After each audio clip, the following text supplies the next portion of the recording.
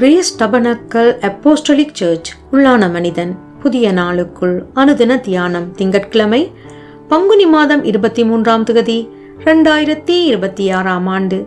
இன்றைய தியான தலைப்பு மனத்தாழ்மை உடையவர்களாக இருங்கள்.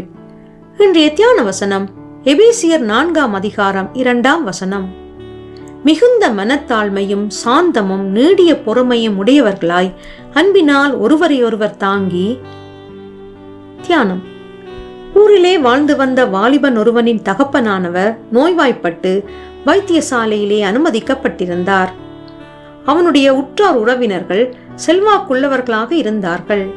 ஆனால் ஏதோ காரணத்திற்காக அந்த வாலிபனுடைய குடும்பத்தை தள்ளிவிட்டார்கள். அவனுடைய குடும்பம் வறுமை கோட்டிற்குள் வாழ்ந்து வந்தபடியால் அவனுடைய தகப்பனானவருடைய இறுதி நாட்களிலே அவருக்கு தேவையான ஊட்டச்சத்துள்ள உணவை கொடுக்க அவர்களுக்கு முடியாமல் இருந்தது. உற்றார் உறவினர் எவரும் அவர்களுக்கு ஆதரவாக இருக்கவில்லை. ஆண்டவர் இயேசு அந்த வாலிபனை சந்தித்தார்.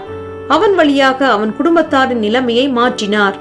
ஆண்டுகள் கடந்து சென்று அவர்களுடைய குடும்ப நிலைமைகள் நன்மைக்கேதுவாக மாற்றம் கண்டபோது இவர்களை தள்ளி வைத்த உற்றார் உறவினர் சொந்தம் கொண்டாடும்படி வழி தேடினார்கள். அவர்களுடைய உற்றார் உறவினர் அவர்களே அல்ல, அவர்களுக்கு தற்பொழுது ஏற்பட்டிருக்கும் அந்தஸ்தையே விரும்பினார்கள். அந்த வாலிபனோ தன் மனதிலே மேட்டிமை அடையாமலும் மன மேட்டிமை உள்ளவர்களோடு இசைந்து போகாமலும் தாழ்மையுள்ள இருதயத்தோடு வறியவர்கள் எளிமையான வாழ்க்கை வாழ்பவர்களுக்கு ஆதரவாய் இருந்து வந்தான்.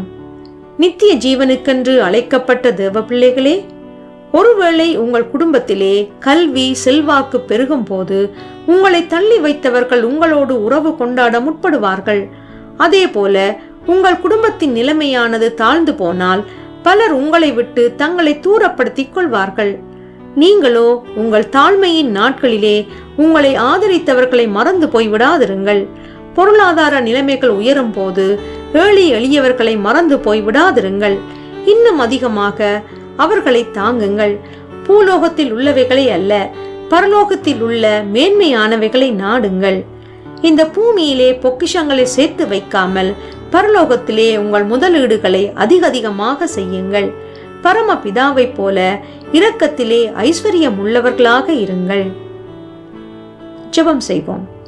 தாழ்மை உள்ளவர்களுக்கு கிருபை அளிக்கின்ற தேவனே, நீர் எனக்கு தந்த மேட்டுமையான வாழ்வை மறந்து போகாமல் திவ்ய சுபாவங்களிலே வளர எனக்கு உணர்வுள்ள இருதயத்தை தந்தருள்வீராக.